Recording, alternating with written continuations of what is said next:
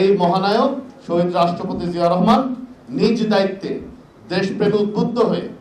বাংলাদেশকে বাংলাদেশিদের অধিকার আদায়ের জন্য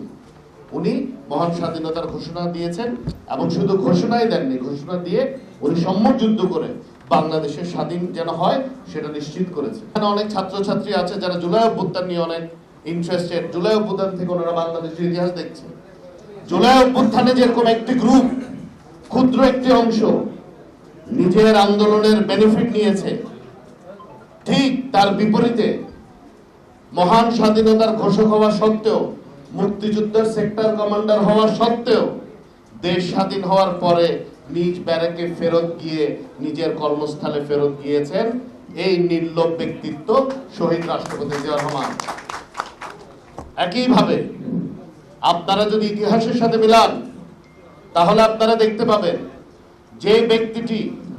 গত 17 বছর বিভিন্নভাবে নির্যাতিত হয়েছে, 2018 সালে নিজের মাকে যখন অন্যায়ভাবে কারারুদ্ধ করা হয়েছে 8 ফেব্রুয়ারি, তারপর দলের হাল ধরে নিরবচ্ছিন্নভাবে কাজ করে, বিচক্ষণতার সাথে, দূরদর্শিতার সাথে কাজ করে যিনি বাংলাদেশের একটি সফল গণঅভ্যুত্থানের নেতৃত্ব দিয়েছেন নেপথ্যে থেকে,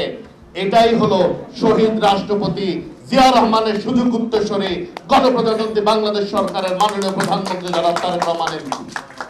ইনশাআল্লাহ আপনাদের সাথে সকল কর্মকাণ্ডে তারও একসাথে থাকবে না থাকার জাতীয়তাবাদী মহিলাদের সংগ্রামী মহানগর বিএনপি ও অঙ্গসংগঠন আয়োজিত পরিচ্ছন্ন রাজনীতিবিদ নাজিমুর রহমান ভাই, অঞ্চল এবং ভূমি প্রতিমন্ত্রী